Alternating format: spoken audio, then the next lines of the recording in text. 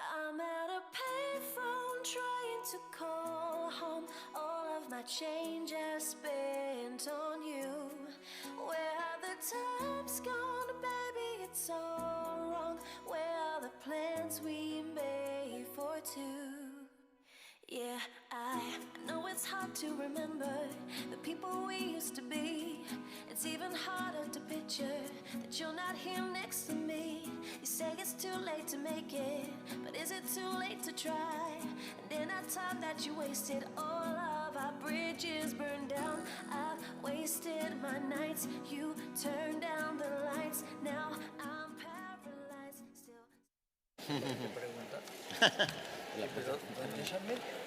Podemos empezar, ¿no? ¿Ya? Sí. Bueno, buenas tardes. Empezaríamos esta tercera conferencia plenaria sobre transformación digital. Para ello contamos con dos ponentes. Como siempre, la organización nos da 20 minutos, en una plenaria de 60 minutos, nos da 20 minutos para cada ponente, para que luego haya un tiempo para que vosotros podráis también participar, porque esto realmente es lo que nos gusta y es lo que da vidilla al Congreso. El primer ponente, por favor, si quieres pasar, nos hablará de transformación del modelo asistencial dirigida por el paciente, el gran cambio en el modelo de servicio. Y el ponente es Ángel Blanco Rubio, que es el director de Organización, Procesos, Tecnología de la Información y Digital de Quirón Salud. Adelante. Bueno, pues muchas gracias, Manuel, por invitarme aquí y sobre todo a vosotros por estar aquí en esta sala tan impresionante. Como no vamos a cantar, no hay ningún problema, ¿no?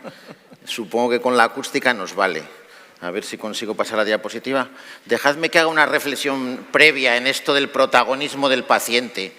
Como todos los que estáis aquí, mejor que yo sabéis, el hospital no nació como lo conocemos hoy en día, nació como lugar de auxilio, caridad, beneficencia para los desfavorecidos, nació para los pobres. Hasta el siglo XX los que tenían dinero, los que tenían posible, se diagnosticaban y se trataban en casa. ¿Y qué influyó en esto en el siglo XX?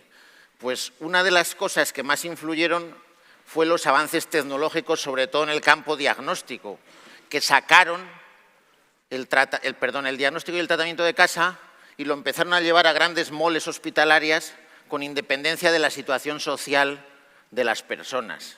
Este es el gran cambio de principios del siglo XX y pasa así el sistema sanitario a lo largo de los años, como todos sabéis, a ser algo universal y los hospitales a concentrar todo el saber médico. Ya no era posible diagnosticar y tratar en casa, no es posible hacerse un TAC, una resonancia, ni siquiera una triste analítica.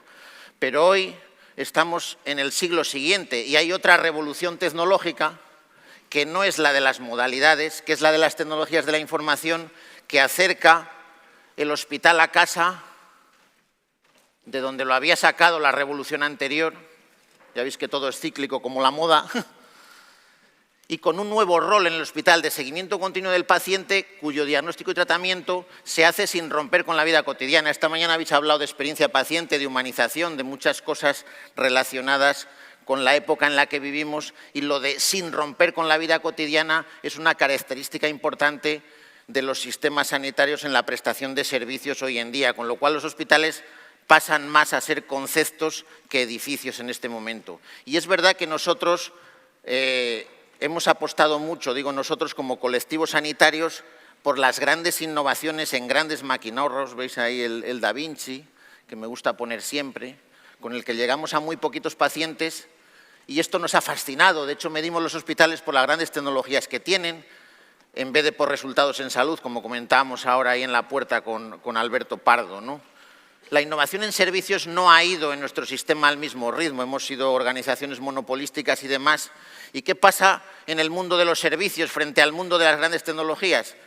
Pues que el protagonista de los servicios no es el profesional, es el usuario. ¿Veis ahí un motor de un coche? Cuando los que somos menos jóvenes comprábamos coches antes, nos enseñaban el motor y los cilindros y las válvulas que tenía.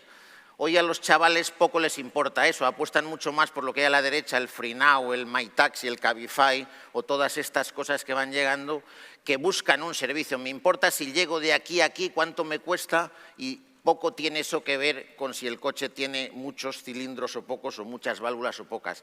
La tecnología se hace invisible cuando el mundo de los servicios se desarrolla. Y si pasamos al mercado sanitario, el ejemplo sería este.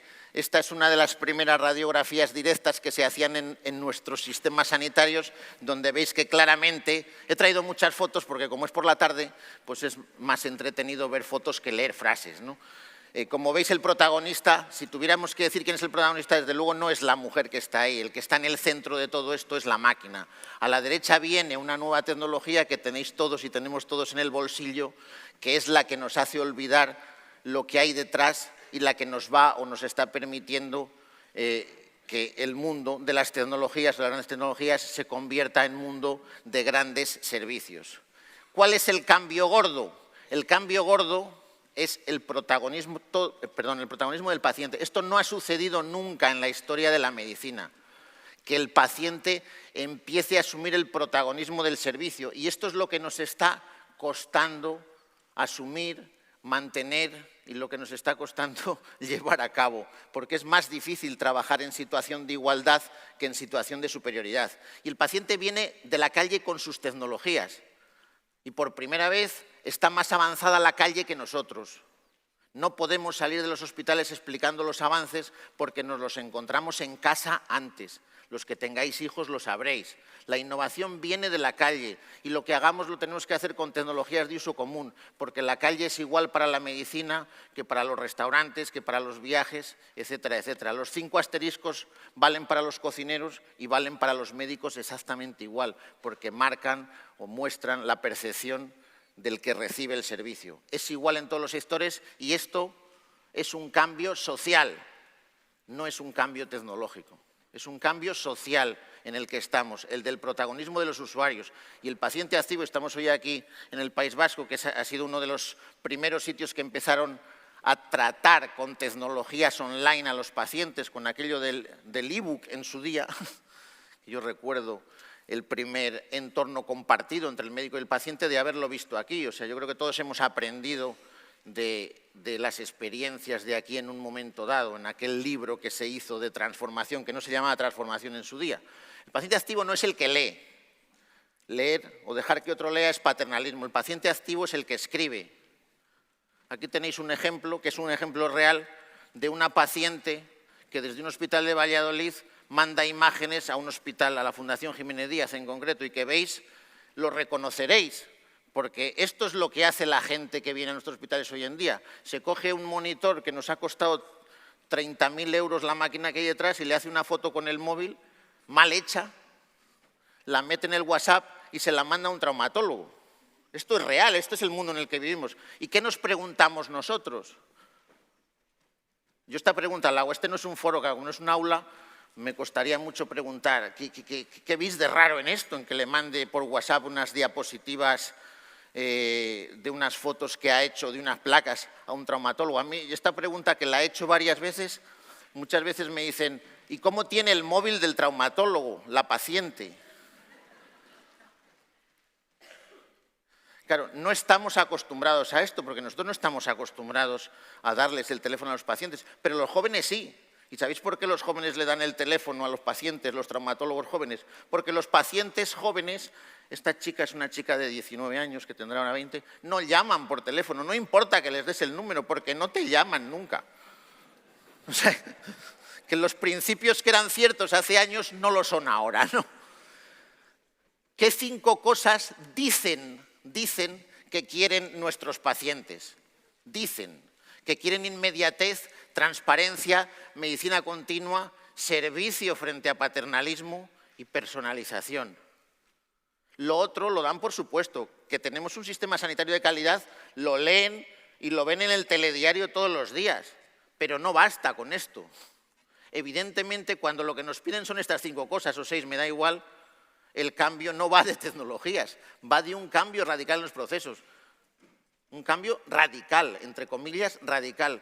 Porque claro, para nosotros lo de la inmediatez y la transparencia es algo que no hemos estudiado en nuestros libros de medicina de la carrera. Y el paciente activo, no sé si habéis visto Monstruos S.A., la película. Sí. ¿De qué va Monstruos S.A.? De puertas. Una película de puertas. De puertas. Y es que hoy las puertas por las que nos entra el paciente son otras. Ya no vale la puerta de urgencias, la puerta de consultas externas. Son infinitas, son virtuales. Si tuviera que decir 3 cosas en las que nosotros hemos tratado de incidir los últimos años, he puesto aquí 3 Ps. Hay gente que habla de 6 Ps, de 7 Ps. Bueno, yo no llego a tanto, solo he traído 3. Si queréis, luego le añadís esto de proactividad y personalización y demás, y ya tenéis 5, 6 o 7. 3 ejes de actuación para el cambio de modelo. 1, la relación de servicios online con el paciente, que sería el eje más del paciente, el trabajo en red y los nuevos procesos. Pacientes, personas, procesos. Os voy a poner algunos ejemplos en esta parte y luego iremos concluyendo con algunas tendencias, ¿no? ¿En qué consiste un modelo de servicios online hoy? En esas 3 cosas. Hacer las cosas donde está el paciente y no hacer venir al paciente a donde estamos nosotros. Un ejemplo que todos conocéis es la monitorización del sintrón en casa, que nos lleva a reflexiones como la de abajo, que yo he cogido de una médico de un hospital de Galicia, no es mía, ni nuestra, que le ha llevado a tener en el control de la agenda la hora a la que puede hablar con los niños, sabiendo a qué hora tienen el recreo en el colegio, porque el seguimiento se hace online, el cálculo de INR lo hacemos en casa, la dosis, la pauta, se la mide el paciente y la familia, si es un niño, pues su madre, su padre, y adaptamos nuestros horarios a los horarios del paciente. Porque claro, un niño que tiene que salir de clase para una consulta médica, aunque sea online, es un enfermo. Un niño con el que se hace esto, en el recreo o en la comida, me da igual, o por la tarde, no es un enfermo, no tiene ningún tipo de exclusión social. Es una reflexión insisto, de una persona del Sergas, ¿no? Hacer las cosas sin el paciente sería la siguiente reflexión.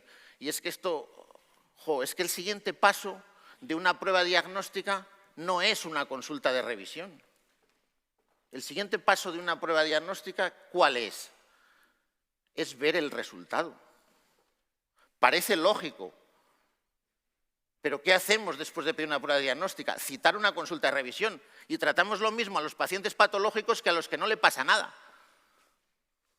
En todas las especialidades. Si el resultado es patológico, tenemos que ver al paciente inmediatamente después de una biopsia. Si no es patológico, no tenemos que hacer nada más que decirle no pasa nada. Hacer las cosas el propio paciente sería el tercer eje. Eso es un ejemplo de reproducción asistida, donde los pacientes, la pareja, rellena los formularios antes de venir. ¿Sabéis lo que se tarda en rellenar el formulario que le preguntamos de antecedentes a los pacientes en una consulta de reproducción asistida? Se tarda 45 minutos. Para preguntarle si tiene antecedentes cardíacos o sus problemas anteriores no hace falta que esté delante, se los podemos preguntar antes. En el caso de la Fundación Jiménez Díaz, que hay gente por aquí de la Fundación Jiménez Díaz, hoy el 76% de los pacientes accede a un tratamiento de reproducción asistida online. El 76%. Hace 3 años era el 0%. Esto ha disminuido el tiempo de consulta en un 60, 60 y tantos % y ha adelantado el inicio de los tratamientos aproximadamente 2 meses, que es una barbaridad. El paciente activo, que decíamos, en la calle, en su móvil, nosotros tenemos 1.600.000 pacientes online a día de hoy, que es una barbaridad, nos ha cambiado la forma de ver y de hacer las cosas. No nos queda más remedio que trabajar en un mundo de inmediatez y de transparencia. Informar bien es parte del proceso asistencial. Y la segunda reflexión que he puesto ahí es la de hacer las cosas 7×24. Es que pasamos a tener que hacer las cosas 7×24, las 24 horas del día, y no solo las urgentes, porque el criterio de urgencia en un mundo de servicios no lo define el profesional o la institución, lo define el usuario. Yo me puedo comprar un libro a las 2 de la mañana en el Corte Inglés online, por no decir Amazon, que está muy visto, y al Corte Inglés no se le ocurre pensar, pero ¿usted qué hace comprando un libro a las 2 de la mañana si esto no es urgente? ¿Cómo no lo deja para mañana a las 9, que es cuando yo abro, ¿no? Es que esto no va de criterios del que provee el servicio, sino del que lo recibe.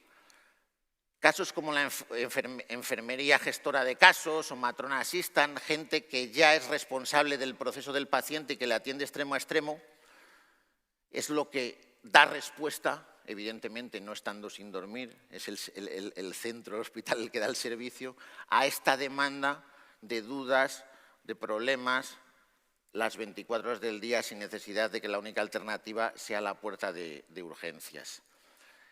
Esto es fuera del hospital. Dentro del hospital os pongo simplemente dos ejemplos. Pacientes frágiles que, desgraciadamente, salen peor de lo que entran en los hospitales. Ya decía, si recordáis la reflexión de Sócrates, del principio de los principios de la medicina, del primero no hacer daño, en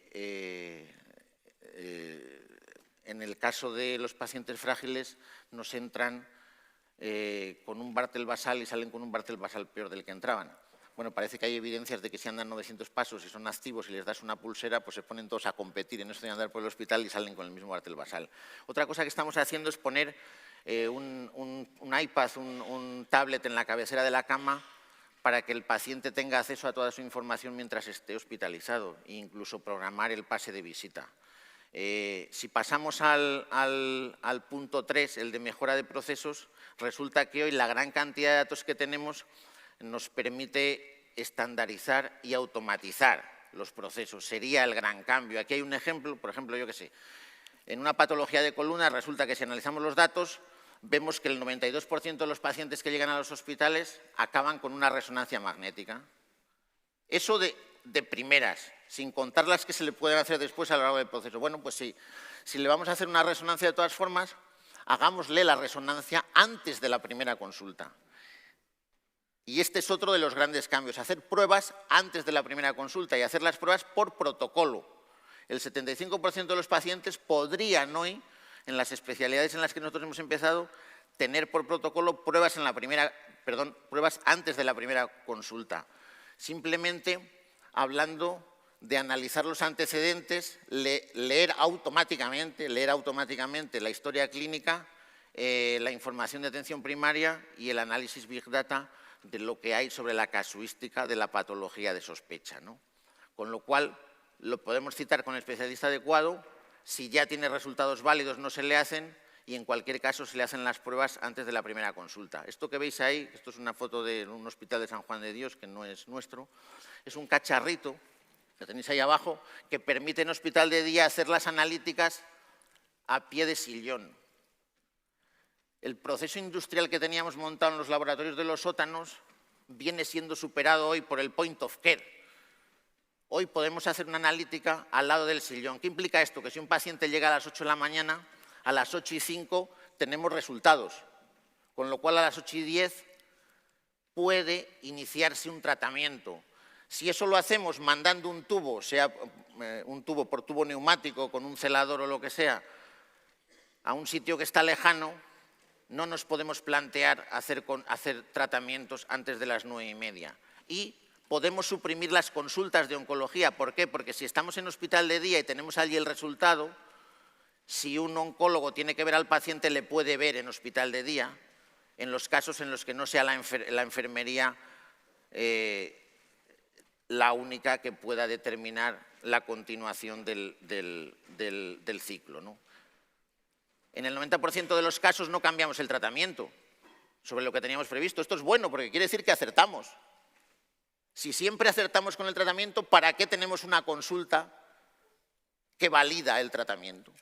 Tengamos la consulta en el 10% de los casos y no lo tengamos en la consulta, tengámoslos donde está el paciente, al lado del sillón. Entro en la tercera parte, que es la de reflexiones sobre el análisis de datos. Nosotros que estamos aquí hemos trabajado muchos años en análisis de datos para la ciencia, nos gusta mucho investigar. Y hay otra posibilidad, que es que utilicemos los datos para el servicio. Innovar en servicios necesita una cultura de datos, porque si miramos los datos que hay, es muy fácil mejorar los servicios. He puesto aquí algunos ejemplos. Bueno, anatomía patológica digital, hoy ya sabéis que hay mucha gente que lo está haciendo. En nuestro caso llevamos 1.200.000 muestras analizadas sin microscopio. Sin microscopio. Es el paso. Ya no hace falta que haya patólogos en los hospitales, porque esto se escanea y se comporta como el diagnóstico por imagen, exactamente igual. Y además existe una algorítmica que marca y que decide dónde tiene que focalizarse la atención del diagnóstico. Es una revolución que ya está aquí. ¿Qué hacemos enseñándoles las partes del microscopio a los alumnos en primero de carrera?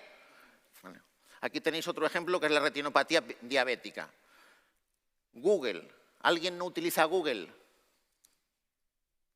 Google tiene una tasa de acierto en retinopatía diabética a partir de un fondo de ojo del 98,5%, donde la oftalmología tiene aproximadamente el 94% a día de hoy. ¿Es perfecto esto? No, pero no pasa nada. Basta con que sea mejor que lo que tenemos, ¿no? ¿Veis aquí la primera radiografía que se hizo, Röntgen a su mujer? Tardó 15 minutos. Es mucho. Hoy no podemos garantizar que a un paciente le hagamos una radiografía en menos de 15 minutos, porque toda tecnología viene un proceso que la estropea. Somos capaces de hacer procesos que estropean la valía de las tecnologías. Si veis abajo, a la derecha, perdón, ¿qué veis ahí? Naranjas. Ni las oléis, ni las palpáis, ni las tocáis.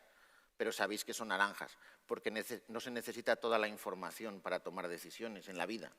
Si veis esas imágenes y yo os pregunto qué paciente tiene demencia, pues es fácil, me diríais, el que es diferente de los demás. No hace falta ser neurólogo ni saber el principio del beta-amiloide en el cerebro para saber si una imagen, cuando la comparo con 50 millones de imágenes, es diferente de las demás.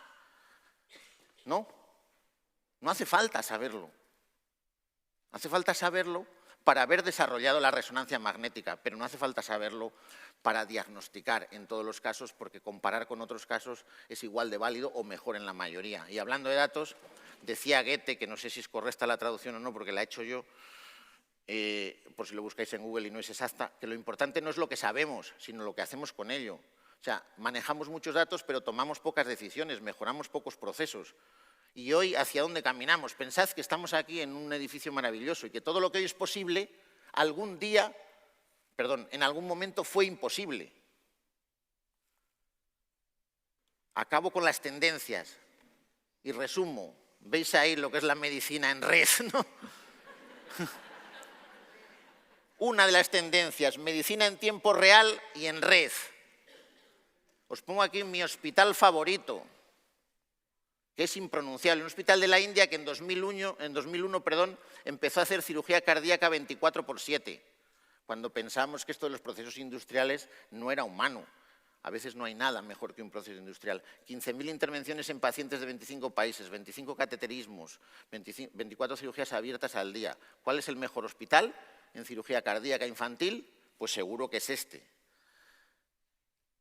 De la medicina de actos a la medicina de procesos o a la medicina continua.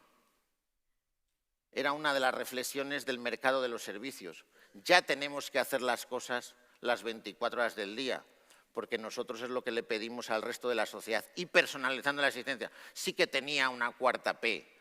Con ello, asumamos que necesitamos unos nuevos roles, del médico más consultor, de la enfermería más gestora de casos, y del hospital más abierto y orientado al seguimiento continuo del paciente. Hoy, hacer ir y venir al paciente, ya solo me queda una diapositiva, sin necesidad de trabajar, hacer ir y venir al paciente sin necesidad, trabajar sin información o no compartiéndola, es hacer daño.